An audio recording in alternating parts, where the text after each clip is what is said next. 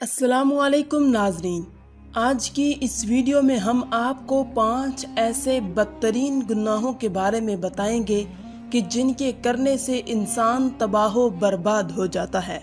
ناظرین، حضرت علی رضی اللہ تعالیٰ عنہ کے پاس ایک شخص آیا، کہنے لگا، حضرت وہ کون سے ایسے بدترین گناہ ہیں جو انسان کے رزق کو ختم کر دیتے ہیں، اور یہ گناہ دنیا اور آخرت میں انسان کو اس طرح ذلیل کرتے ہیں کہ انسان کا دنیا اور آخرت میں کوئی مددگار باقی نہیں رہتا۔ یہ سن کر حضرت سیدنا علی المرتضیٰ شیر خدا نے فرمایا کہ اللہ کے رسول نے فرمایا 5 گناہ ایسے ہیں جن کے کرنے پر انسان دنیا اور آخرت میں تباہ و برباد ہو جاتا ہے۔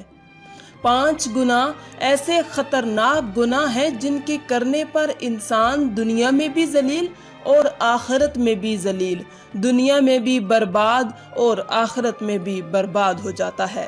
5 گناہ کرنے والا شخص دنیا میں بے سکون رہ جاتا ہے، بے آرام رہ جاتا ہے، سکون کا جنازہ نکل جاتا ہے، مشکلات عروج پر آ جاتی ہیں۔ جی، یہ 5 گناہ ایسے خطرناک گناہ ہے۔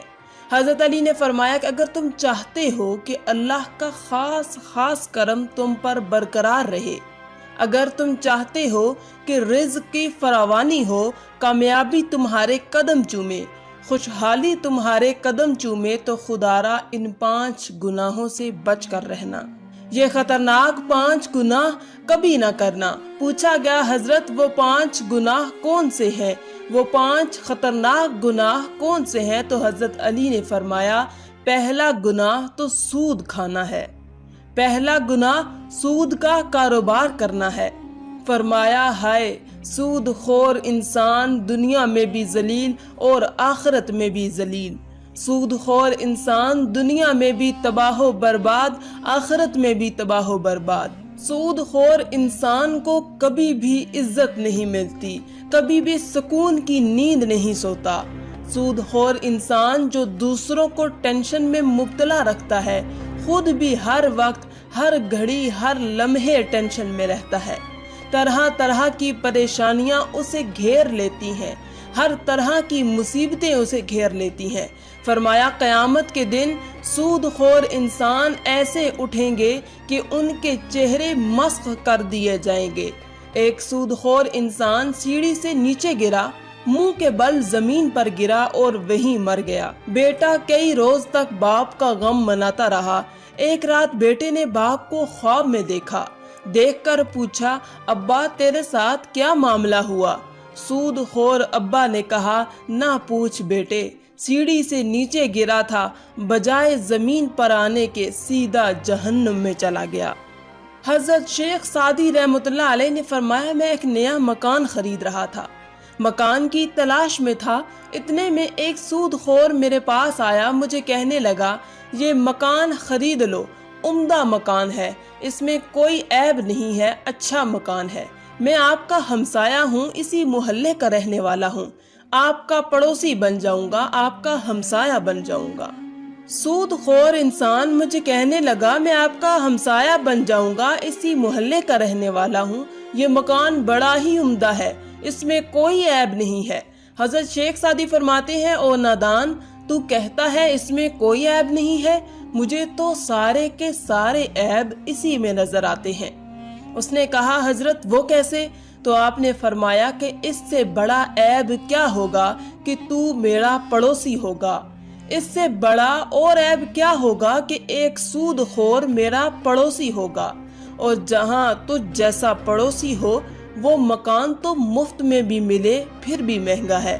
خدارا، اگر دنیا اور آخرت میں عزت چاہتے ہو اور دنیا اور آخرت میں مقام چاہتے ہو، اور اگر تم چاہتے ہو کہ خوشحالی تمہارے ساتھ رہے، رزق کی فراوانی ہو، اگر تم چاہتے ہو کہ کامیابی تمہارے قدم چومے، تو سود کبھی نہ کھانا، سود کا کاروبار کبھی نہ کرنا۔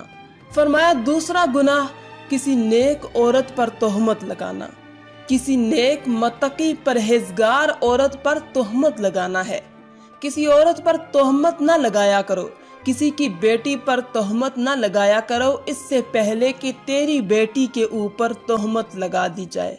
मेरा अल्लाह फरमाता है, जो शख्स किसी औरत पर तोहमत लगाता है, जो किसी नेक औरत पर तोहमत लगाता है, हालांकि वो अच्छी है, नेक, मुत्तकी, परहेजगार है, नमाज पढ़ती है, रोजे रखती है, वो अच्छी है।